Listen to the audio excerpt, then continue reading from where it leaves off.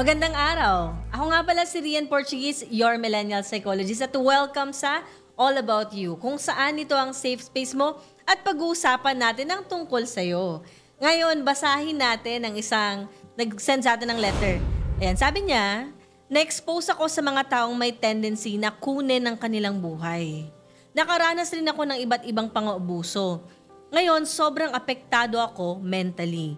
From genetics to experience kasi siya. Posible bang maging fully okay ako kung magte-therapy ako? Sana po masagot. Thank you. Bye, Melancholia. Short answer. Sabi niya kasi kung po pwede ba, makakatulong ba yon yung mismong therapy na yon. Ang sagot natin syempre, oo, okay, no? Pero yung sinasabi natin na 100% fully okay, parang imposible naman din siyang mangyari in reality. Kasi sa atin din naman, bahagi ng pagiging tao, yung makaranas tayo ng iba't ibang struggles.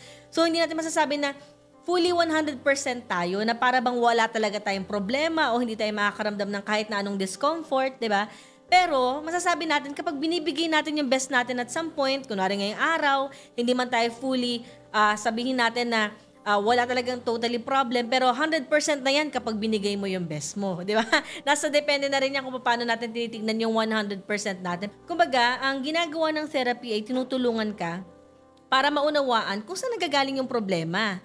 At saka kung paano mo siya dadalhin, no? So dito na tayo ngayon sa medyo long answer. Yung long answer natin, syempre, ako gusto kitang i-commend kasi nauunawaan mo yung therapy. Hindi lahat ng tao iisipin kapag may problema lalapit, 'di ba, sa isang psychologist or psychiatrist para magpa-therapy. Pero good thing nasabi mo yung therapy. Aware ka na hindi sapat na ikaw lamang yung magsosolve ng ganong klase ng problema mo. Naniniwala ka na may tulong sa'yo yung mga mental health professionals. And for that, maraming salamat sa pag-raise niyan.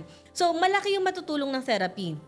Pag sinabing therapy, hindi ito yung simpleng usap lang. Hindi ito yung pagbibigay ng advice na different sa kaibigan ninyo or kapamilya ninyo na para bang magsasabi kung anong gagawin ninyo sa buhay. Ang therapy, hindi siya yung ginagawa ng mga psychologists na kami yung magsasabi ng gagawin mo para maging okay yung buhay mo. Hindi ganon.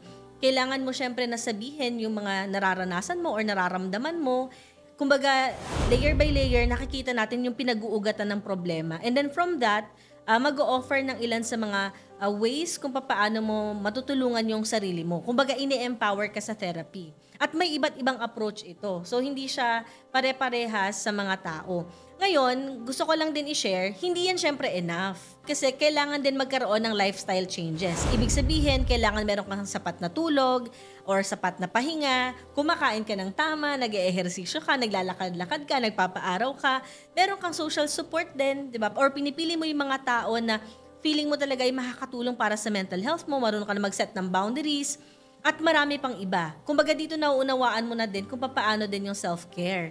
Ayan, so again, nakakatulong yung therapy pero hindi 100% laging therapy lang. Ito din ay nanggagaling dun sa mga bagay na ginagawa din natin para maging okay yung well-being natin. Maraming salamat sa mga taong interesado tulad ni Melancholia na magkaroon din syempre ng kasagutan sa kanilang mga problema. Huwag niyong kalimutan na mag-send ng mismo mga question niya dito sa ating email address na may kita sa baba ng screen. Ayan, ito po muli ang All About You kung saan pag-uusapan natin ang tungkol sa'yo.